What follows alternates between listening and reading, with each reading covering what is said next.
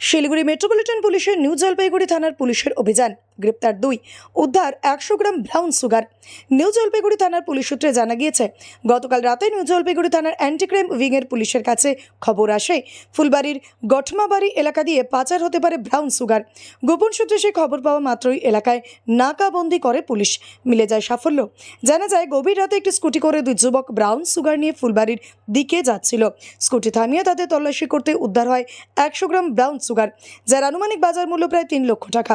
ধৃতদের নাম মোহাম্মদ রাসেল এবং মোহাম্মদ আব্বাস। ধৃতদের মধ্যে মোহাম্মদ রাসেলের বাড়ি কালাঙ্গিনী এলাকায় এবং মোহাম্মদ আব্বাসের বাড়ি আমাইদিঘিতে। ধৃতদের আজ জলপাইগুড়ি আদালতে পেশ করে ভক্তিনগর থানার পুলিশ।